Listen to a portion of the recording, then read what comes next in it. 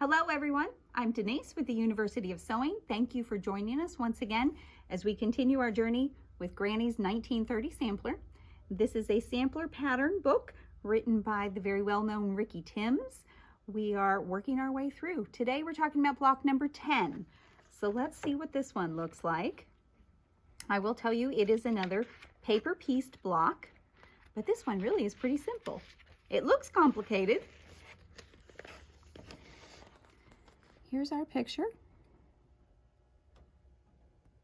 And then on the other page, you can see 1/2 of the paper pieced foundation. Now, when I first looked at this paper piece, I thought we were going to be matching up some seams and maybe we would be doing some of that fussy pinning that we talked about recently, but that's not what happens. If you look here, it says tape the other half along the dotted line. So you do need to make 2 copies of this, and then you tape them together, but you sew it as 1 unit, which is really kind of nice. We don't have to sew 3 or 4 units together and then try to attach them. So that does make life a little easier for us. Here's a sample of our finished practice block. It went together pretty quickly. Now the only thing that is a little different in this one, I'm going to lay it down here on the table to show you, this little 4-patch unit here. You will make that doing traditional piecing first, and then that will be your piece number 1 for your paper piece. So you will build these and then put that to the back of your paper piece and then sew piece number 2 to them and then continue on.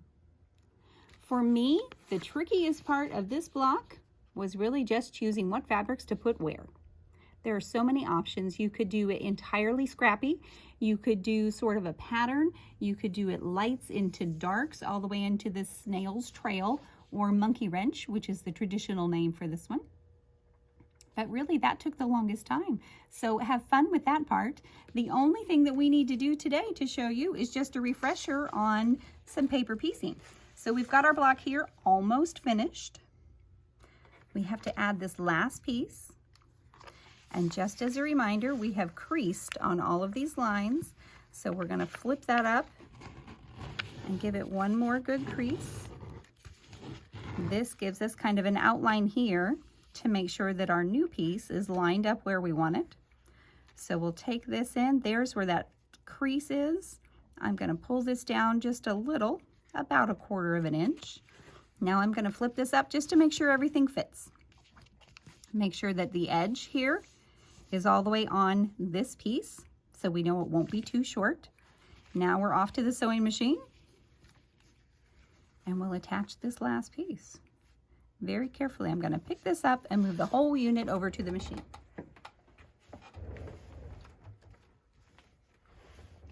We are back on our very friendly and beautiful 880 machine today. It's in a new horn cabinet that really makes me feel very spoiled as I'm sewing on it.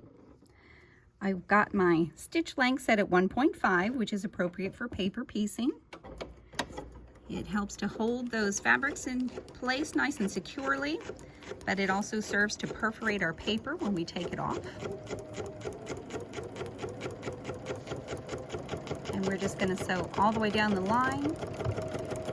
We'll do a little back stitch at the end.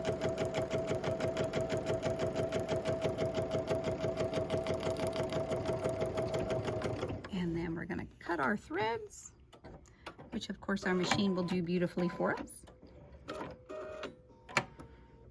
Let's flip this one over, and then we're just going to finger press this little crease here,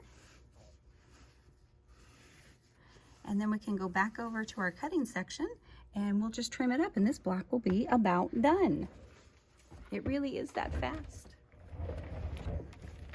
Maybe we should have done 2 today because it was so fast, but I'll make you wait until next time for number 11. So let's trim off this guy here. I've got my rotating cutting mat, which is very handy.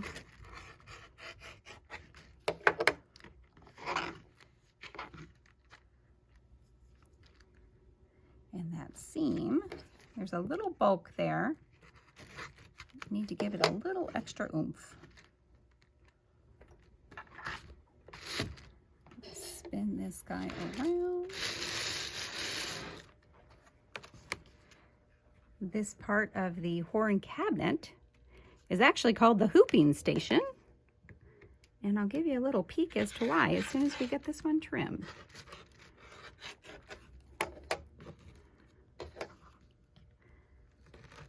There we go. Well, I guess I didn't eat my Wheaties this morning.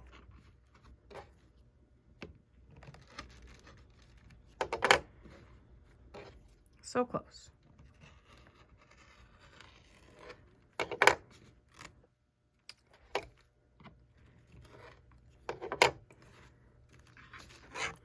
Two more, friends, and we are done with this one.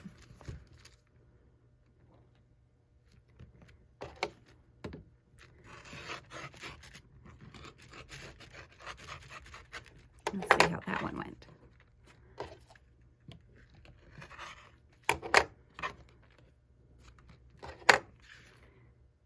Put my ruler back over here so we're not lopping off too much.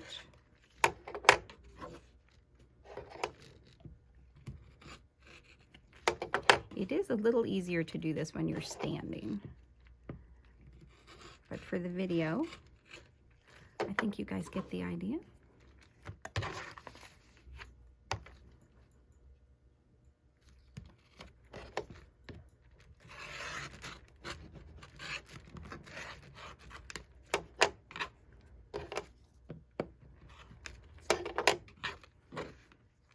Alrighty, let's see how it came out.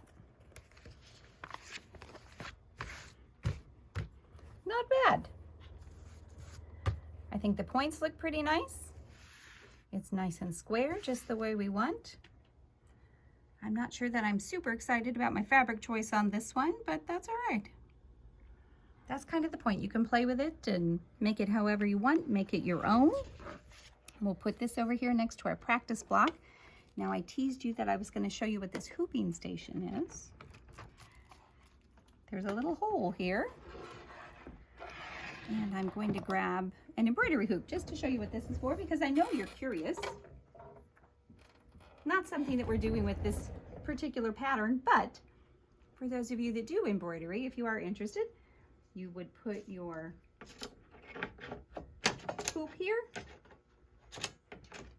and then the screw to tighten your hoop is here, so you don't have to maneuver it.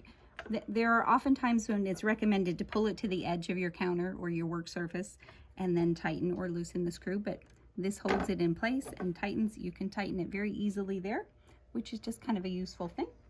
Now let's talk about our block for next time. We will be on block number 11, which means we're about a fourth of the way through, guys. Hard to believe. And I have decided we're going to do some sort of celebration at the halfway point, and then we'll have a bigger one when we're done. So next time we're going to talk about the double pinwheel. This is a traditionally pieced block, no paper piecing involved. Lots of fun color options for you there. So definitely take a peek at that. And that's the one we'll be working on next time. Thank you again for joining us. This is Denise from the University of Sewing. Be sure to check out our website at theuniversityofsewing.com. We do still have books in. We were out for a little bit, but we did get another shipment, so they are back in stock if you're interested. And of course, anything else that might help your sewing and make it more fun. Thanks again for joining us. We'll see you next time.